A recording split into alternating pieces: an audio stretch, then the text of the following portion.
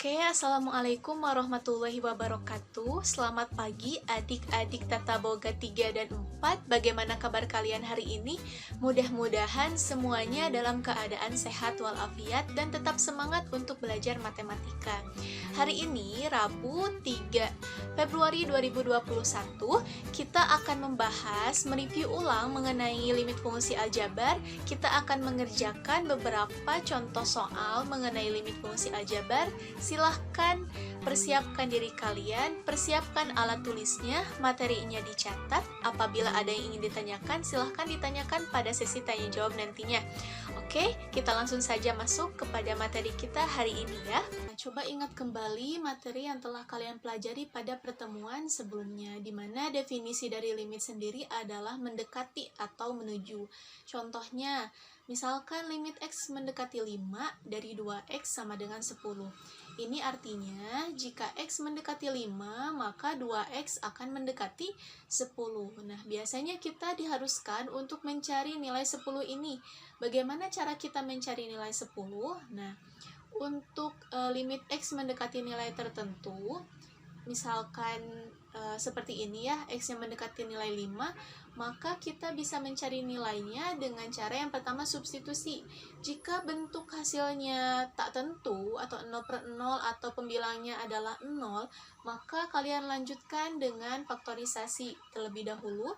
Kemudian apabila sulit untuk difaktorkan dan pada saat substitusi secara langsung juga hasilnya bentuk tak tentu, maka kalian harus menggunakan metode yang ketiga, yaitu perkalian bentuk sekawan.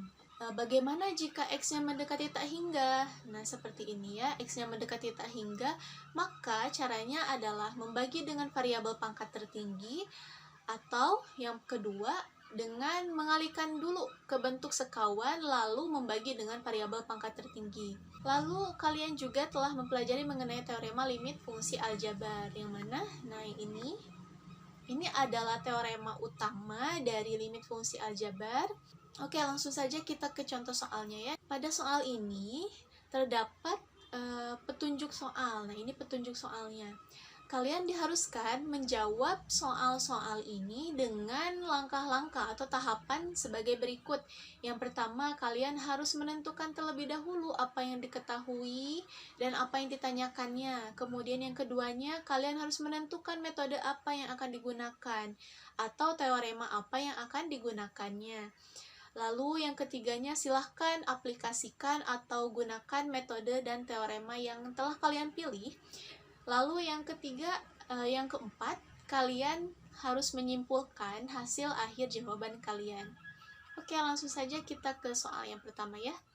Jika ada fungsi AX, nah ini fungsi AX-nya, kemudian ada fungsi BX, dan ada fungsi CX.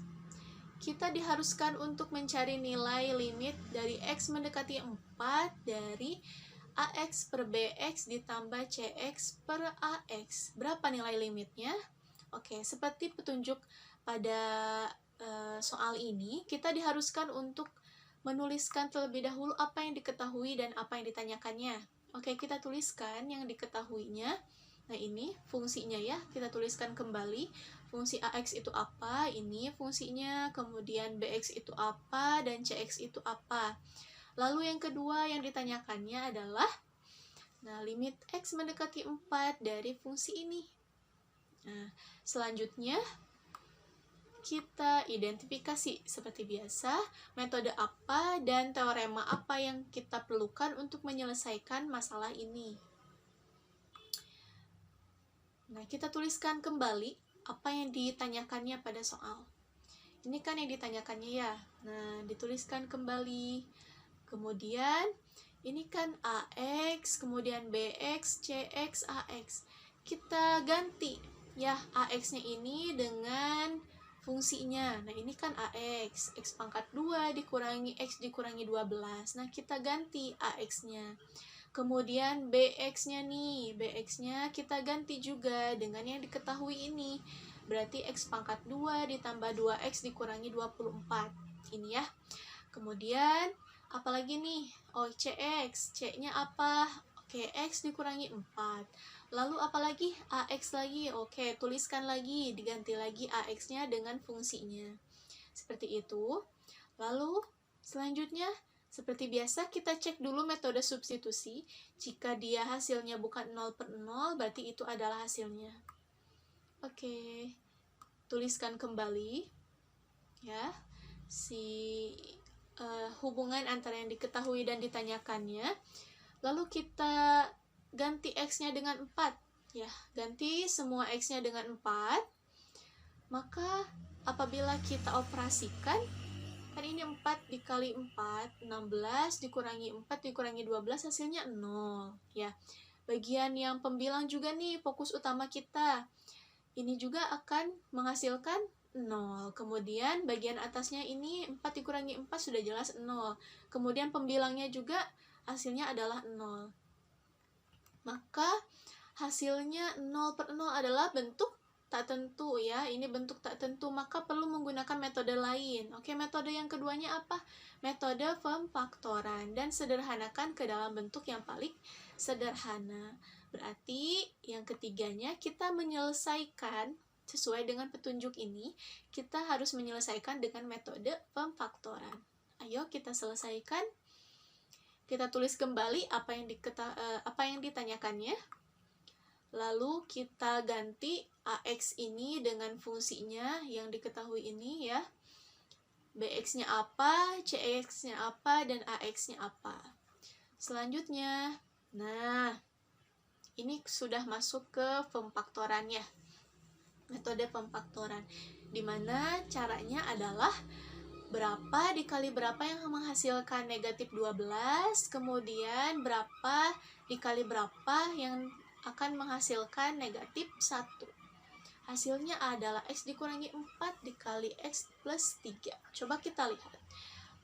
Negatif 4 dikali dengan 3 hasilnya adalah negatif 12. Betul ya? Kemudian jika kita jumlahkan, negatif 4 ditambah 3 hasilnya adalah negatif 1. Betul ya? Berarti ini adalah faktornya. Ini AX sama dengan AX, berarti yang bawah juga sama ya, faktornya ini. Atau jika difaktorkan hasilnya adalah ini. Lalu yang BX-nya kita faktorkan, berarti dua angka yang jika dikalikan menghasilkan negatif 24, apabila ditambahkan akan menghasilkan 2. Berapa ya? Oke, ternyata negatif 4 dikali 6 hasilnya adalah negatif 24. Kemudian jika negatif 4 ditambah 6 hasilnya adalah positif 2. Berarti ini adalah faktornya. Lalu CX-nya tinggal kita turunkan saja ke bawah. Setelah itu, nah, kita sederhanakan seperti biasa. Karena di sini ada yang samanya, maka kita tinggal coret saja atau bagi masing-masing dengan yang sama ini. Ini kan ada X dikurangi 4 ya. Ini di bawah juga ada X dikurangi 4. Ya tinggal kita bagi aja masing-masingnya. Bagian atas ini kita bagi dengan X kurangi 4. Berarti apa? Sisanya X plus 3. Bagian bawah juga sama nih. Yang ini kita bagi dengan X kurangi 4. Berarti sisanya adalah X plus 6 ini. Bagian atas ini, oke, sampingnya ada X dikurangi 4, di bawah juga ada X dikurangi 4. Kita bisa bagi masing-masing dengan X kurangi 4 juga. Berarti yang atas, ini X kurangi 4 dibagi X kurangi 4, hasilnya adalah 1 ya. Kemudian yang bagian bawahnya kita bagi dengan X kurangi 4, maka sisanya adalah X plus 3. Oke. Atau kita bisa coret aja langsung gini ya. Nah, jangan lupa di sini sisanya adalah 1. Oke, sekarang kita ganti X-nya dengan 4 ya. Masing-masing kita gantikan dengan 4. Nah, menghasilkan 4 ditambah 3, kemudian dibagi 4 ditambah 6. Yang ini juga sama ya. X-nya kita ganti dengan 4. Oke, ini menghasilkan 1 per, berarti 4 ditambah 3. Kita operasikan aja, berarti menghasilkan 7. Terus ini 4 ditambah 6, 10. Ini 1 per 7. Oke, 1 per 7. Berapa berarti? Nah, ini kita samakan penyebutnya. Jadi 70 sama 70. Berarti berapa hasilnya? 59/70. Atau jika kita hitung ke dalam bentuk desimal, kita ubah ke dalam bentuk desimal, hasilnya adalah 0,842. Nah, selanjutnya kita ingin tahu betul nggak ya jawabannya. Nah, cara menceknya adalah kita cek limit kiri dan limit kanannya. Kan ini penyelesaiannya ya dari soal ini, dari soal yang kita kerjakan, penyelesaiannya adalah ini. Oke, limit kiri dan limit kanan itu seperti apa sih? Nah, ini maksudnya, ini misalkan X ya. Misalkan kita dekati, kan tadi X-nya mendekati 4. Nah, ini 4. Kita mau mendekati X ini dari arah kanan. Misalkan ya, kanan dulu. Berarti dari sini. Nah, menuju angka 4 ini berarti kita harus dari 3,8 dulu, terus 3,9.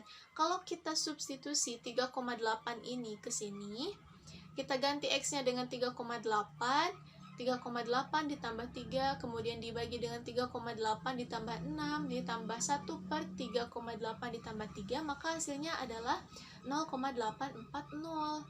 Ini. Terus jika kita mendekati juga dengan angka 3,9. Ini kan semakin mendekat ke angka 4 ya. 3,8, 3,9 dan 4. Maka dia juga akan menghasilkan 0,841. Lalu jika kita dekati dari arah sebelahnya, dari arah sini ya, dari 4,2 kita dekati lagi jadi 4,1.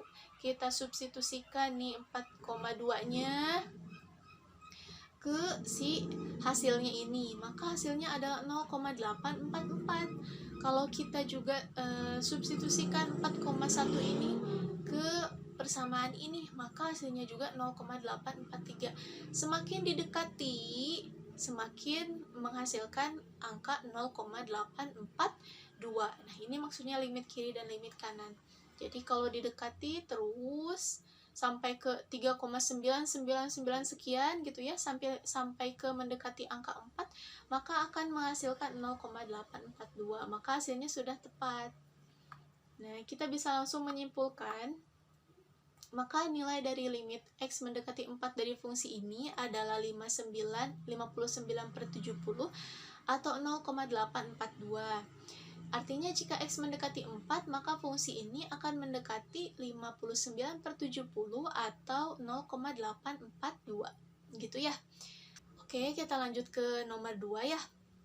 Nah, diketahui jika ada limit X mendekati 1 dari fungsi ini menghasilkan N, kemudian ada fungsi lain, ada fungsi fx, di mana fungsi fx ini adalah X pangkat N dikurangi 8, ada fungsi gx juga.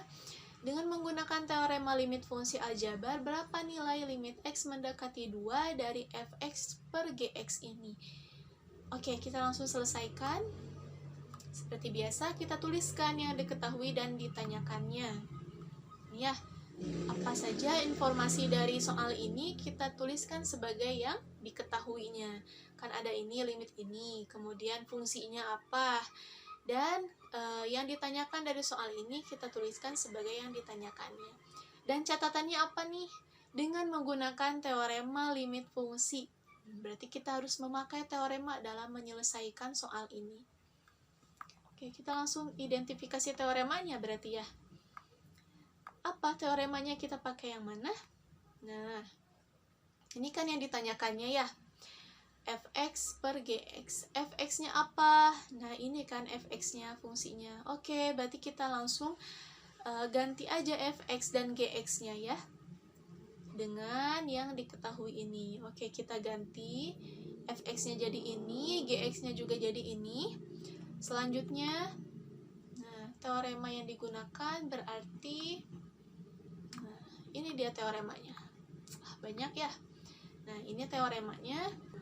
Oke, kenapa kita pakai teorema sebanyak ini? Kita lihat lagi dari soalnya. Ini kan ada perpangkatan ya. Nah, ini ada perpangkatan nih. Berarti kita pakai teorema yang ini. Nah, teorema ini perpangkatan. Terus di sini juga ada namanya konstanta. ada konstanta, ada 8, ada 4, nggak ada variabelnya, maksudnya nggak ada x-nya. Nah ini berarti kita pakai teorema yang ini juga. Nah di sini juga ada lagi nih, ada nx, berarti ini sama aja kita pakai teorema yang ini ya, yang ada berarti si n-nya itu harus dikedepankan atau konstantanya itu harus dikedepankan. Terus ini sudah jelas bentuknya adalah pembagian ya, berarti kita harus memakai teorema pembagian dari limit ini. Tuh. Terus ini ada lagi operasi penghubungnya pengurangan dan penjumlahan, berarti kita juga harus menggunakan teorema penjumlahan atau pengurangan. Langsung aja ya kita menyelesaikannya. Namun ternyata di fungsi ini ada n yang harus kita cari terlebih dahulu. Nah, cara mencari n-nya apa? Bagaimana?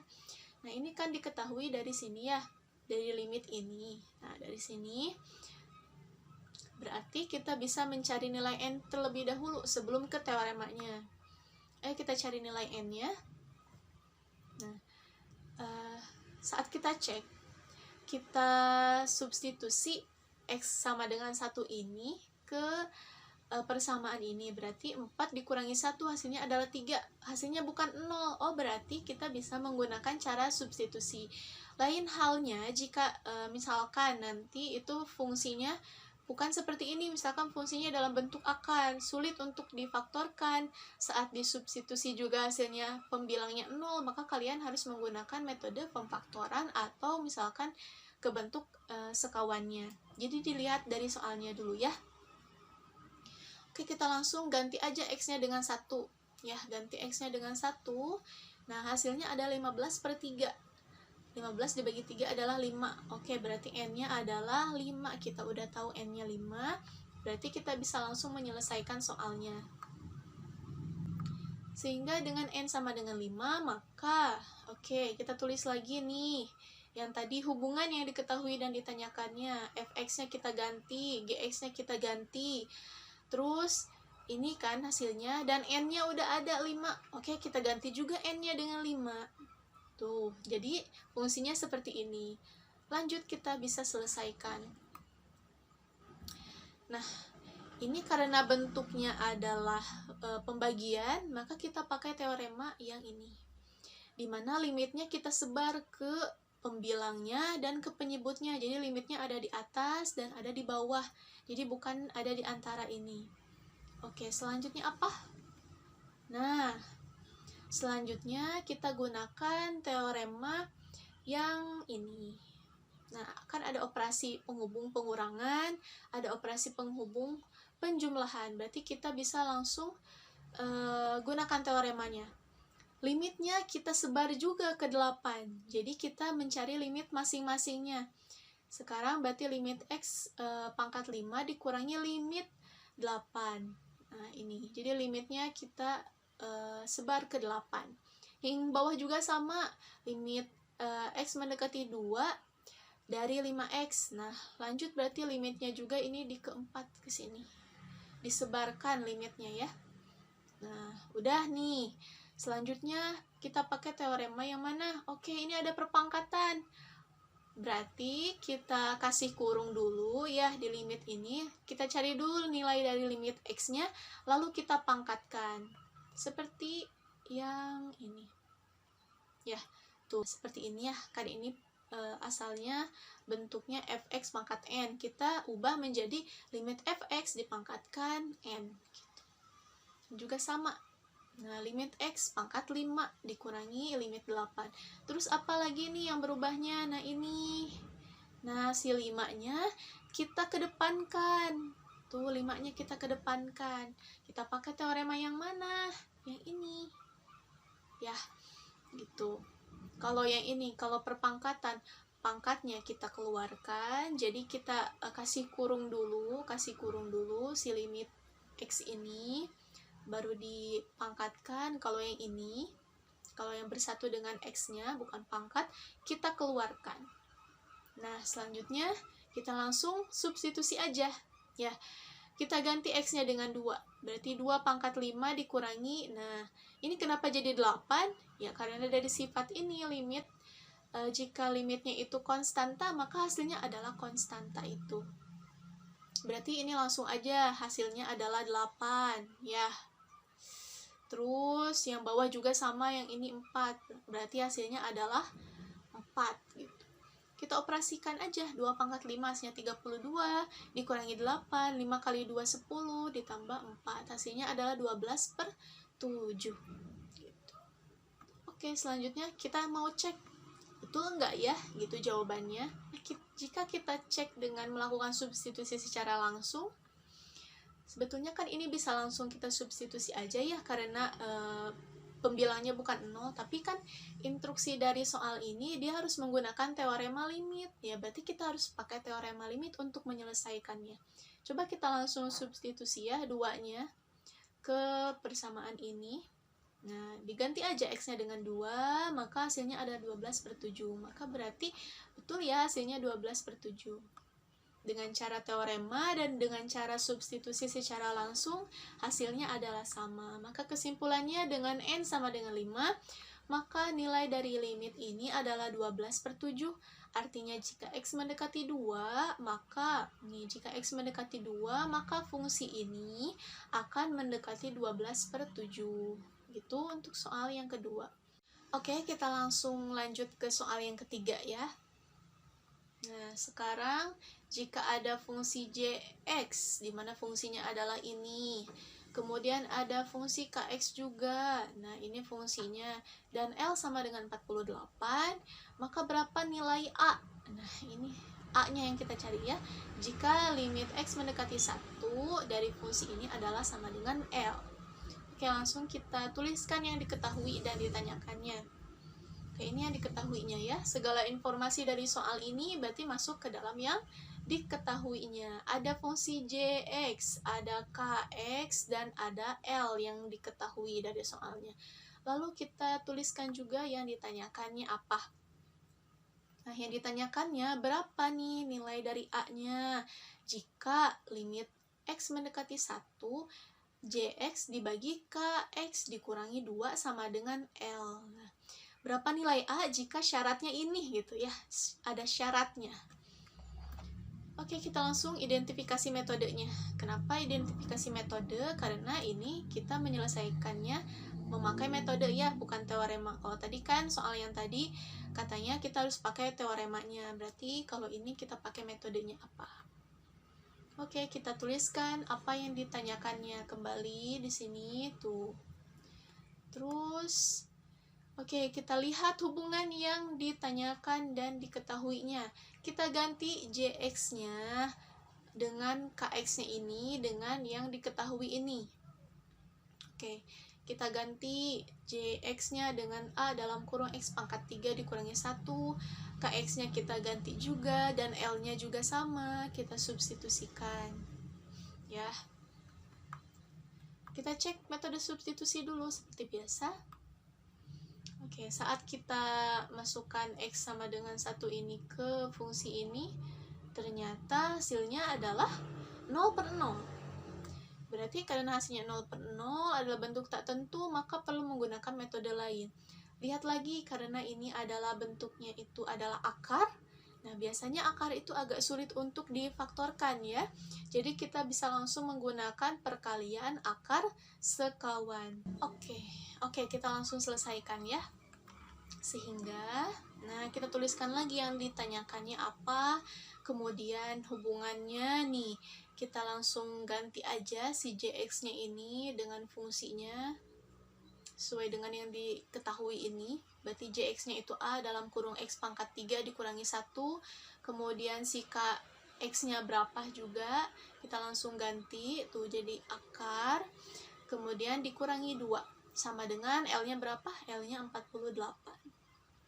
Terus selanjutnya kita langsung ke metode perkalian akar sekawan. Kemarin gimana? Nah, kemarin itu jadi kita langsung melihat saja operasi penghubungnya. Kalau ininya sama, tetap sama semuanya, tapi operasi penghubungnya karena di sini pengurangan, maka di sini akan berubah menjadi positif atau penjumlahan ya. Itu aja tuh. Di sini jadi penjumlahan, di bawah juga sama penjumlahan. Tapi fungsinya tetap sama. penghubungnya aja yang berbeda gitu ya. Oke, kita kalikan yang bagian bawah dengan bagian bawah, yang atas dengan yang atas. Kemarin, nah kita juga udah belajar, kalau misalkan akar dikalikan dengan akar lagi, ini kan akar ya, ini akar dikalikan dengan akar lagi, sama juga gitu. Kemudian ini juga sama, 2 dikalikan dengan 2 lagi, jadi sama gitu dua-duanya. Yang membedakan hanya ini operasi pengurangan, kemudian ini operasinya penjumlahan. Maka kita tinggal pangkatkan saja gitu. Berarti ini akar X pangkat 3 ditambah 3 dipangkatkan atau dipangkatkan 2, maka hasilnya adalah bagian dalamnya saja, X pangkat 3 ditambah 3. Tuh, ini hasilnya. Ya. Kalau kalian bingung misalkan yang simpelnya aja, akar 2 dikali dengan akar 2 kan hasilnya adalah akar 4 ya. Nah, akar 4 itu hasilnya berapa? 2. Nah, berarti kalian sebetulnya tinggal mengambil aja, comot aja bagian dalamnya, dalam dari akarnya itu. Nih, X pangkat 3 ditambah 3. Terus yang ininya kita pangkatkan, 2 pangkat 2 hasilnya adalah 4. Nah, gitu. Terus yang bagian atasnya, oke, kita kalikan ya. Oke, selanjutnya, nah, operasikan aja. Ini berarti X pangkat 3 ditambah 3 dikurangi 4, hasilnya adalah negatif 1. Oke, selanjutnya kita sederhanakan lagi. Nah, ini kan, oke, ini kan sama ya. Di atas ada X pangkat 3, di bawah juga ada X pangkat 3. Kita bisa bagi masing-masing dengan X pangkat 3 dikurangi 1. Atau kita bisa coret, ini coret, kita juga di bawahnya kita coret. Maka hasilnya adalah A dikali dengan ini sisanya gitu. Bagian bawahnya kan udah jadi 1 ya. Nah, kalau berapapun dibagi dengan 1 ya hasilnya berapapun atau angka itu. Berarti hasilnya adalah A dikali, nah ini sisanya, kemudian sama dengan 48. Lalu kita langsung ganti X-nya ini. Kita ganti X-nya dengan 1, berarti 1 pangkat 3. Nah, berapa? Oke, hasilnya adalah 1 ditambah 3, 4. Oke, terus ini ke bawahnya 48. Maka A dikali dengan 2 ditambah 2 sama dengan 48. A dikali 4 sama dengan 48. Oke, 48 dibagi 4 sama dengan 12 gitu ya. Jadi berapa dikali 4 yang hasilnya 48, ya berarti A-nya adalah 12 gitu. Udah ketemu deh A-nya 12. Terus selanjutnya gimana cara kita ketemu deh A-nya 12. Nah, selanjutnya gimana cara kita untuk mengeceknya? Masih dapat dicek dengan substitusi A-nya. Oke, tadi kan A-nya itu 12 ya, maka kalau kita substitusikan, benar gak hasilnya bakalan jadi 48? A-nya 12. Oke, terus X-nya 1. Kita substitusikan, oh ternyata hasilnya 48.